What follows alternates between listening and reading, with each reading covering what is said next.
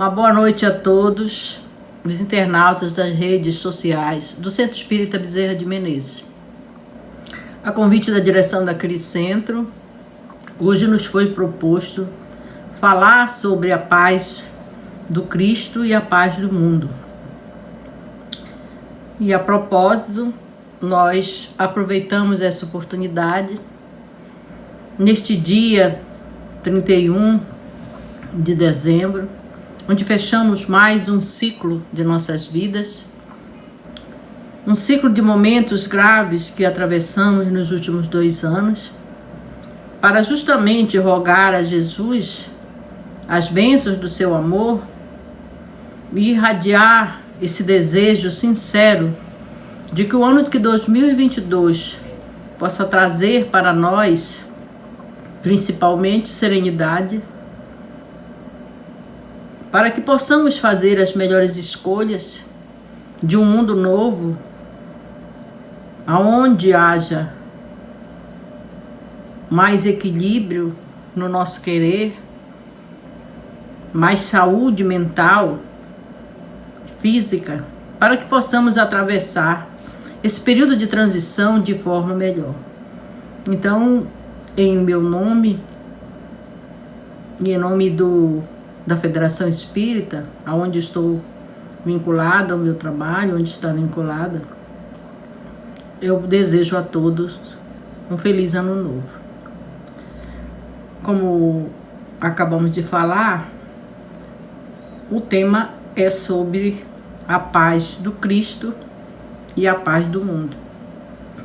E a gente não poderia falar desse assunto sem trazer as anotações do Evangelho segundo Mateus, aonde ele se reporta dizendo que Jesus disse que não cuideis que vim trazer a paz à terra. Não vim trazer a paz, mas a espada. E aí o que isso significa? Muita gente ainda hoje se assusta como Jesus, a personificação do amor, aquele que veio cuidar do nosso planeta pessoalmente, trazendo a mensagem de seu evangelho, como é que ele pode ter dito que veio trazer a espada? É que a espada significa a divisão. E o conceito de paz já era viciado àquela época, né? Então, o conceito de paz significava dinheiro. Você ter uma soma de dinheiro para que os homens pudessem ter aquilo que eles consideravam importante para ter paz, que seriam os bens materiais, a opulência, a dominação, o poder. Então, quando Jesus traz essa proposta, numa época em que por dinheiro e por poder sacrificavam-se populações inteiras, que era a época de muito domínio, né, do Império Romano principalmente, onde quando os vencedores chegavam naquela região, os vencidos não tinham direito a nada, não tinham dignidade, não tinham nenhum direito, viviam na miséria e ainda assim eram obrigados a pagar o tributo, né, aos romanos, a César. Então, onde crianças e muitas famílias passavam por essas agruras daquele movimento de dominação, Jesus quis que, na sua proposta de amor, alguns se levantassem contra isso, em defesa própria e em defesa daqueles que sofriam mais e que eram oprimidos. E isso que é o conceito de divisão. Então, eu fazer uma escolha, separar o joio do trigo, né? Aquilo não me serve mais. Não é possível que o mundo possa viver com essa dominação.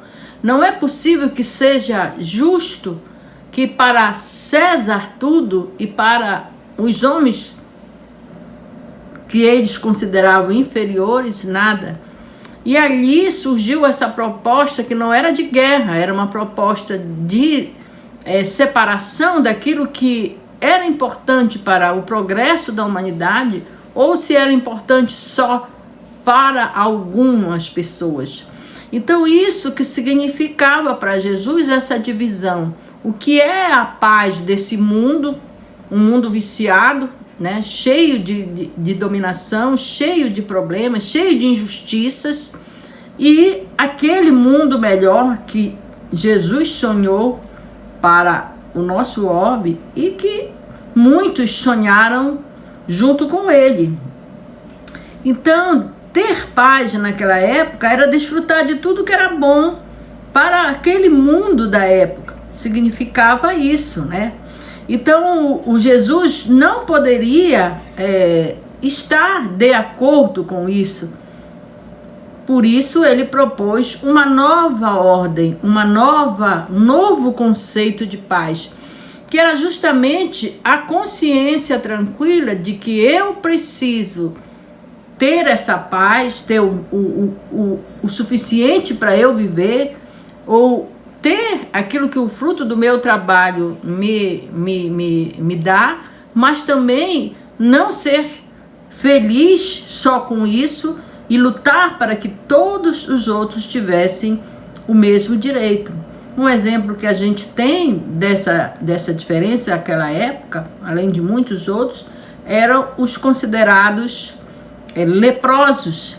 Como era que se tratava naquela época os leprosos, né? Que era o termo que se usava para os portadores de hanseníase. Jogava-se no Vale dos Leprosos e ali se desciam os alimentos, aquilo que era, no entendimento deles, o suficiente para que eles ficassem lá até morrer.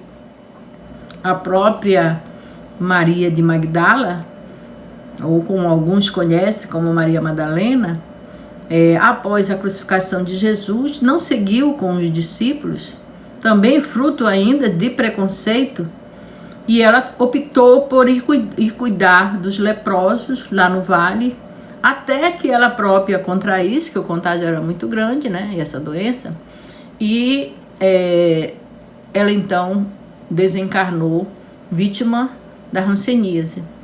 E eu me lembro, falando sobre essa segregação, que mesmo no século XX, na década de 50, início da década de 60, meu pai era espírita, ligados à União Espírita Paraense, e lá na cidade do Pará, onde eu nasci e morava, existia uma colônia, que eles chamavam Colônia dos Leprosos, em Marituba. E eles chamavam de leprosário, eu me lembro muito bem. E nas noites de Natal, na véspera de Natal, dia de ano, a União Espírita se reunia e ela tinha um quadro de trabalhadores que iam fazer essas visitas lá. Porque quase ninguém ia, os familiares não iam. Depois que eles eram colocados lá, ninguém mais ia visitar, com medo do contágio. Mas os espíritas e outros religiosos com certeza iam. Então, assim, esse é o exemplo de que o que foi proposto por Jesus era uma coisa diferente daquilo que existia naquela época. E por isso a espada tem esse significado, não de morte, e sim de divisão dos critérios que cada um deve ter para esse mundo melhor, né? Então essa proposta de Jesus para esse impulso renovador, ela existe há mais de 20 séculos, né? Todos nós sabemos. E era justamente essa, buscar, em detrimento da paz, de conforto exclusivo, né? Só para mim, né? Havia um ditado, né? Que era o meu pirão primeiro, um ditado parecido, isso que se falava muito. Então, primeiro eu, depois os outros, né? Então, essa proposta, para nós hoje, nós sabemos, temos mais consciência, temos o conhecimento não só do Evangelho de Jesus, mas no caso aqui, já que nós estamos falando para um canal espírita, que essa é uma proposta do espiritismo, que é de infelicitação quando eu faço opção por essa paz exclusiva do mundo, né? Então, todos nós que queremos fazer essa mudança e buscar a paz do Cristo, nós temos que fazer uma batalha enorme em busca de adquirir virtudes, né? Virtude de sermos mais tolerantes, mais compreensivos, mais fraternos, mais solidários, mas isso aí não é fácil de fazer. Essa é uma tarefa difícil, porque é a luta de nós contra nós mesmos. Então, a espada proposta por Jesus, ela não aconteceu só nos segmentos da sociedade, nem dentro dos lares, onde um se levantava contra o outro porque não queria mais aquela paz que era a paz do mundo. Mas ela fundamentalmente deve ser uma batalha de nós contra nós mesmos. Por que a gente diz isso, né? Porque nós sabemos, né, com o advento da doutrina espírita, a partir de 1857, na publicação do Livro dos Espíritos, de que nós temos uma trajetória de progresso, né, de melhoria, que é uma das leis naturais, uma das leis morais, de que nenhum de nós vai poder fugir dessa lei, né, e desse progresso. Mas, concomitante a ter isso como informação, nós precisamos lembrar também de que nós, justamente por essa trajetória, já estivemos nesse lado lá dos opressores. Ainda que hoje nós estejamos em posição diferente, melhor, mas nós já estivemos lá. E então, dentro daquilo que fica no nosso psiquismo, dos condicionamentos de preconceito, de dominação, de poder, daquilo que é material, né? Daquilo que nos atrai, né? Porque ainda estamos sob essa dominação desse passado, né, onde nós todos nos condicionamos que aquilo era uma coisa natural, e era mesmo, era natural. Era natural quando alguém desrespeitava, ou o rei ou o dominador não, vamos dizer assim, usar um termo popular, não ia com a cara e podia mandar matar. Era assim que funcionava. Então aquilo era considerado normal, por isso que falamos em divisão, né? Então essa batalha de todos nós que realmente queremos esse mundo melhor, essa paz que é uma paz do mundo, ela é uma batalha constante de nós contra nós mesmos.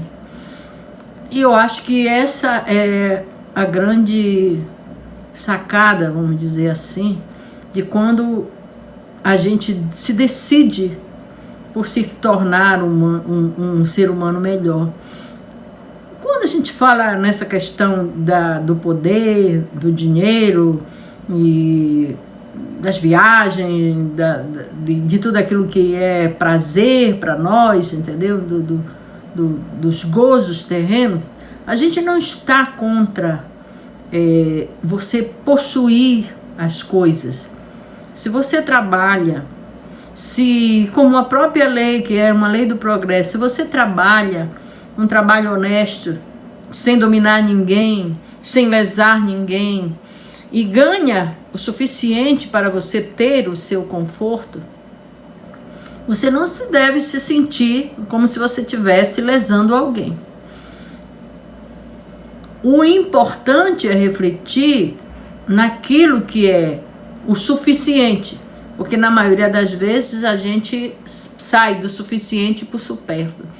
E principalmente nos dias de hoje também, né, onde a gente atravessa muita fome, é importante a gente saber que se eu tenho um prato de comida na mesa, outras pessoas não têm. Então, se eu desperdiço, se eu não me importo, né? Hoje mesmo eu assistindo aqui um programa de TV e falando da questão dos refugiados. Isso é uma coisa que eu particularmente tenho alguma ligação com isso, eu não sei, porque é hábito meu, nas minhas preces, incluir, junto com os que estão enfermos, os que estão na penitenciária, nos abrigos, nos asilos, os que estão nos campos de refugiado. Porque a pior coisa é você passar por fome, por frio, mas você não ter uma pátria. E é o que acontece com as pessoas que estão nos campos de refugiado. Então nós não podemos ter essa paz integral enquanto existem irmãos nossos passando por isso. Claro que isso não quer dizer que você tenha que ser a solução para isso, mas naquilo que lhe compete fazer para diminuir essas desigualdades que tiver ao seu alcance, ou mesmo naquilo que você puder cuidar da sua vida, daqueles que Deus colocou sob a sua responsabilidade, você fazer isso de forma correta, digna, esse é o seu papel aqui na Terra. Então, segundo o Evangelho de Jesus, essa conquista da paz, ela não é difícil, ela é fácil. Existem umas regras que a gente deveria seguir, né? Que a gente deveria seguir para que a gente não tivesse essa ambição em demasia e saber valorizar o que tem. Isso é uma outra questão que nos tira a paz. É não valorizar aquilo que nós temos. Aquilo que Deus e os bons espíritos nos outorgaram, nos entregaram quando a gente fez o planejamento reencarnatório aqui na Terra. Então, muitos de nós temos uma família, claro que muitos não têm, mas muitos de nós têm. Muitos de nós têm uma moradia, muitos de nós têm comida à mesa, né? Tem um trabalho, que é uma outra coisa, que hoje se passa por essa privação de você até ser formado e às vezes ter até mais de uma profissão e não conseguir um trabalho digno. Trabalho, ele dá dignidade para o ser humano. Então, e quando nós temos esse trabalho, nós não temos paz porque nós temos que sair para trabalhar. Então já acordamos sem essa serenidade, porque eu tenho que ir trabalhar, como se trabalho fosse castigo. Sabe por que a gente ainda tem essa informação, né, equivocada? É porque nessa época de dominação, trabalho era castigo, porque os dominadores não trabalhavam, só trabalhavam aqueles que eram seus escravos. E a gente ainda traz enraizado no nosso psiquismo, fruto justamente dessas vivências por onde a gente andou, esse entendimento que trabalho é algo ruim. Então a gente já não tem paz porque sai para trabalhar. Às vezes não tem paz porque tem um carro, até com ar-condicionado, mas reclama do trânsito. Quando o trânsito somos nós.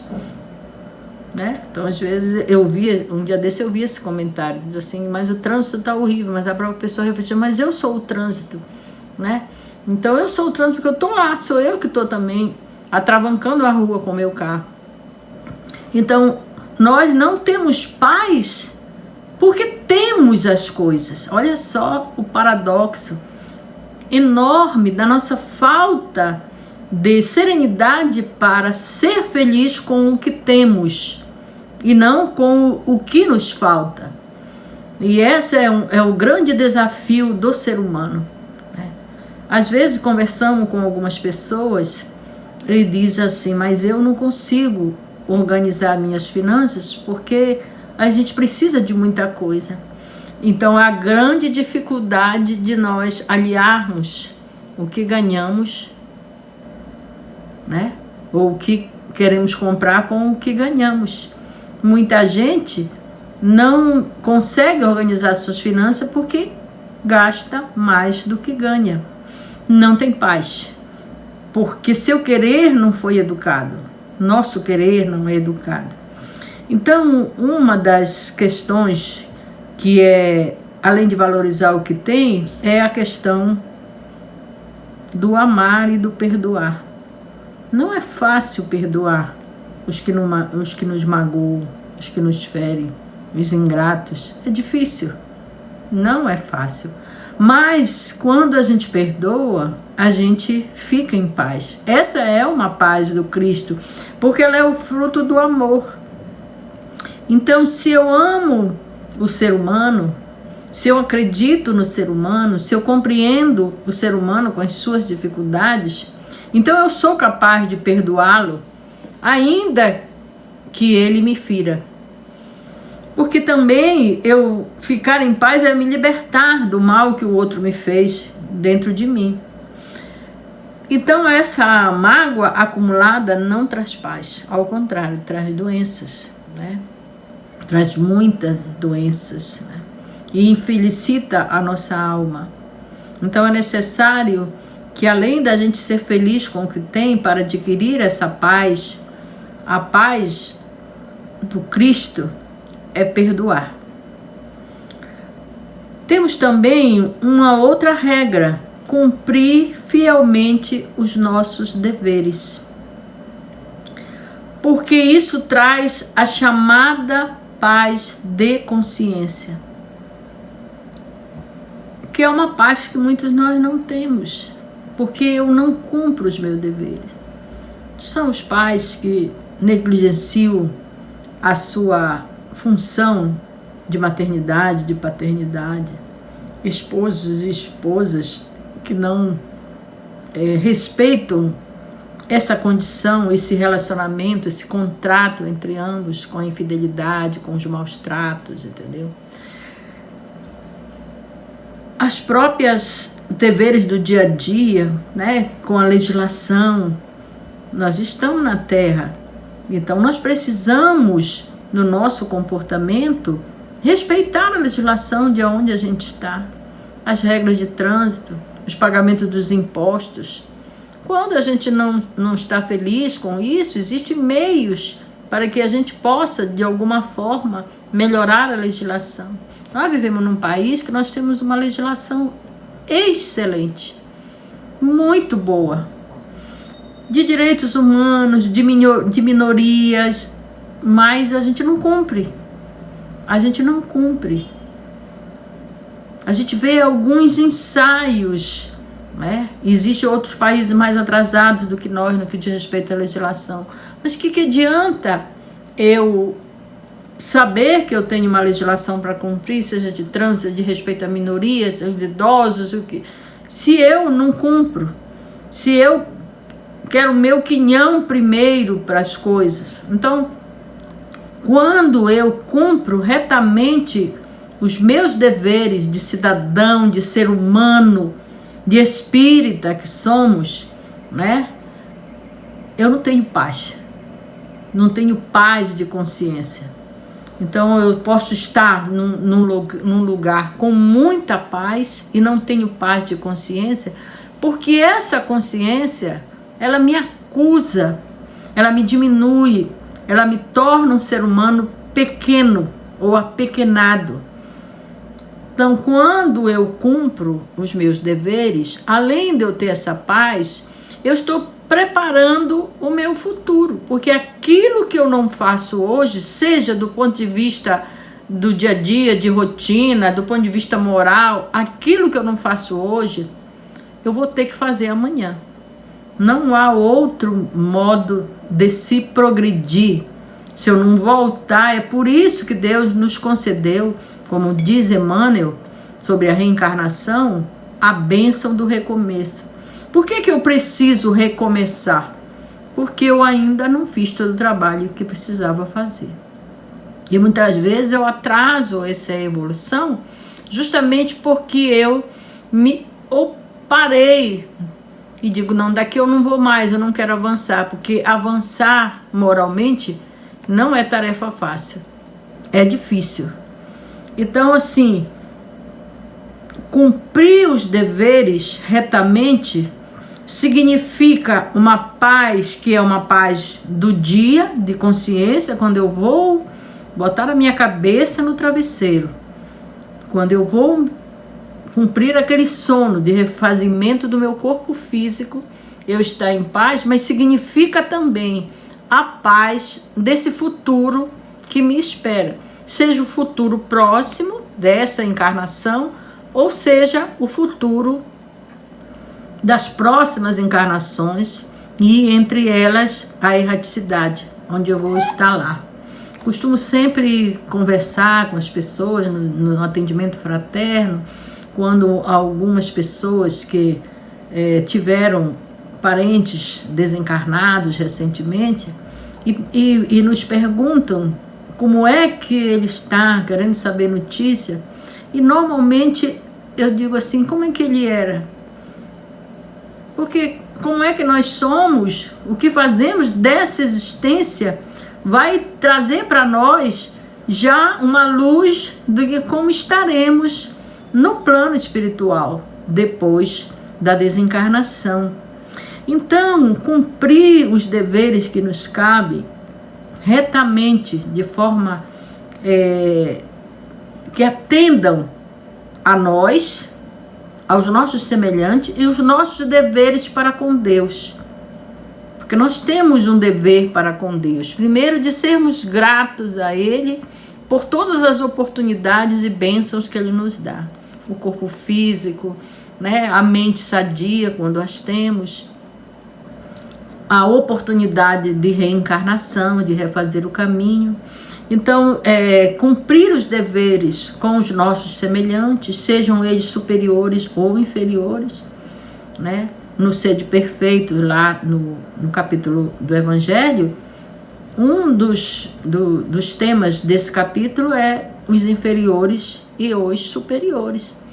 Então, quando eu trato dignamente aquelas pessoas que possam me servir, seja numa loja, seja na via pública, seja um policial, seja uma pessoa que esteja na nossa casa, quando eu trato dignamente aqueles que estão nos servindo, então eu estou cumprindo retamente o meu dever e eu vou ter essa paz. Assim como a subordinação àqueles que estão no mundo em condição, o respeito às autoridades, né? Então, assim, tudo isso é a conquista da paz. E o principal, que eu acho que é uma coisa que para a gente ir concluindo nesse final dessa reflexão e nesse final de ano, é justamente entregar-se confiante aos desígnios de Deus. Porque isso implica numa fé que não vacila.